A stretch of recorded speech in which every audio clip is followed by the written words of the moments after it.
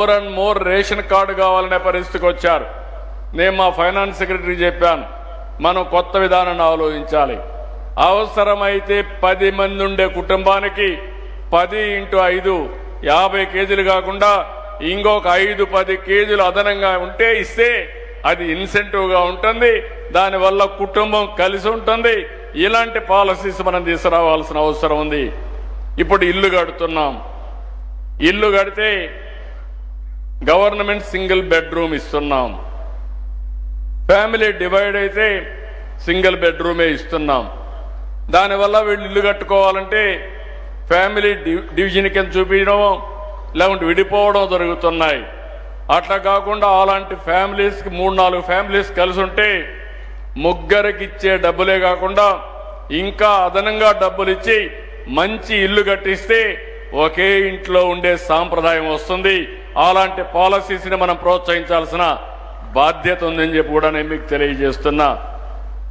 అందుకని ఈరోజు మీరు ఇక్కడ చూసినప్పుడు what can help youth plan for their life and family better అంటే ఫస్ట్ ఇది మీరు చూస్తే counselling and guidance about carrier and family health. రెండోది ఆపర్చునిటీస్. 30% కౌన్సిలింగ్ అంటున్నారు, 45% ఆపర్చునిటీస్ క్రియేట్ చేయాలనే పరిస్థితికి వచ్చారు. అదే సమయంలో ఇంకొక పక్కన మీరు చూస్తే how can the government support seeking women to take care of both work and family అంటే లాంగర్ మెటర్నిటీ లీవ్ కావాలంటే 93, work from home 273, flexible working hours 339. అంటే దగ్గర మనం ఇది చూసినప్పుడు లాంగర్ మెటర్నిటీ లీవ్ కావాలనేవాడు 11.48, వర్క్ ఫ్రమ్ హోమ్ కావాలనే వాళ్ళు 33.7, ఫ్లెక్సిబుల్ వర్కింగ్ కావాలనే వాళ్ళు 42%. ఈ రెండు కలిపితే 42, 32, 74% ఇంటి దగ్గరైనా పనిచేస్తాం. లేకపోతే ఫ్లెక్సిబుల్ వర్కింగ్ అవర్స్ పెడితే ఎక్కువ మంది పిల్లలున్నా నష్టం ఉండదనే విధంగా మాట్లాడే పరిస్థితికి వచ్చారు. అదే చైనా పాలసీ పెట్టారు, జపాన్ పాలసీ పెట్టారు. మనం కూడా అలాంటి ఫ్లెక్సిబుల్ పాలసీస్, నవేడేస్ టెక్నాలజీ వచ్చింది, ఎక్కడున్నా పనిచేసే అవకాశాలు వచ్చాయి. చాలామంది ఆంధ్రప్రదేశ్ రాష్ట్రంలో దగ్గర 5 లక్షల మంది వర్క్ ఫ్రమ్ హోమ్ పనిచేస్తున్నారు. ఇంకో పక్కన మీరు చూస్తే ఫ్లెక్సిబుల్ వర్కింగ్కి అలవాటు పడ్డారు.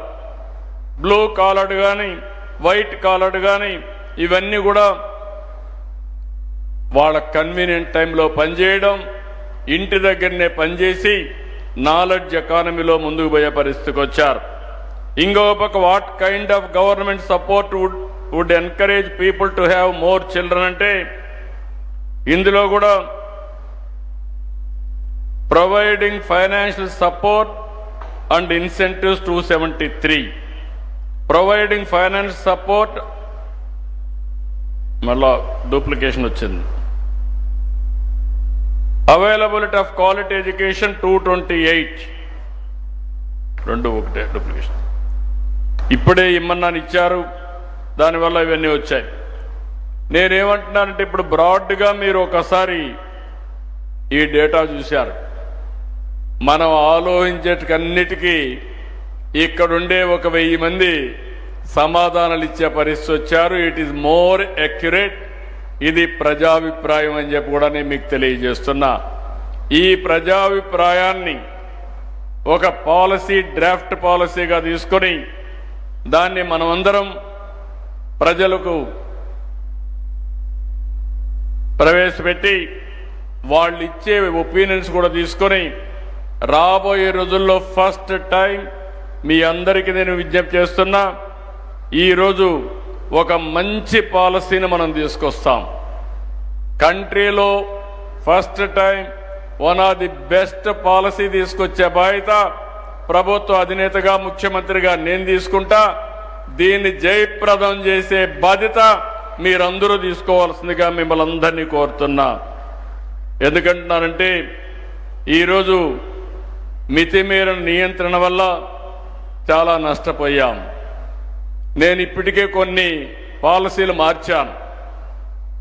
2 పిల్లల కంటే ఎక్కువ ఉంటే స్థానిక సంస్థల్లో పోటీ చేయడానికి వీల్లేదని పెట్టిన పాలసీ మార్చి రాబోయే రోజుల్లో అవసరమైతే 2 కంటే తక్కువ మంది పిల్లలుంటే వాళ్ళు పోటీ చేయడానికి అర్హత లేదని ప్రజాభిప్రాయ ప్రకారం పెట్టే పరిస్థితి వస్తుంది. అదే మాదిరిగా ఒకప్పుడు ఒక బిడ్డకే ఆర్థిక సహాయం చేసే పరిస్థితి ఉంటే ఈరోజు నేను తీసుకునేది ఎంతమంది పిల్లలున్నా అందరికీ తల్లికి వందనం కింద 15,000 రూపాయలు ఇస్తామని చెప్పి ఇచ్చాం.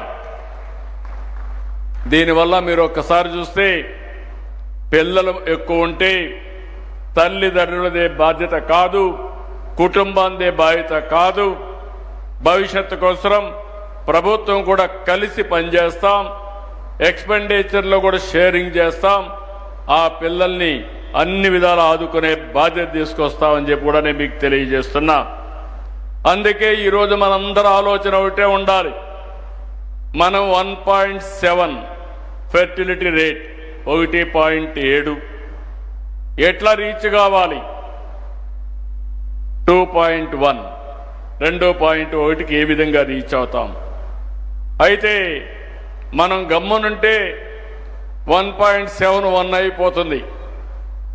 ఆ తర్వాత ఇది 0.5 అయినా ఆశ్చర్యం లేదు. ఇప్పుడు చైనా 1 పడిపోయారు. చైనా మీరు గుర్తుపెట్టుకోవాలి, రాబోయే రోజుల్లో చైనా 100 కోట్ల జనాభా కంటే తగ్గిపోతుంది. భారత్ జనాభా ఇదే మాదిరిగా మీరు చూస్తే రాబోయే 15-20 సంవత్సరాలు మా ఎకానమిస్టులు ఎక్స్పర్ట్స్ అందరూ వర్కౌట్ చేయాలి. ఇండియా 160-170 కోట్ల వరకు పోయే పరిస్థితి వస్తుంది. అక్కడ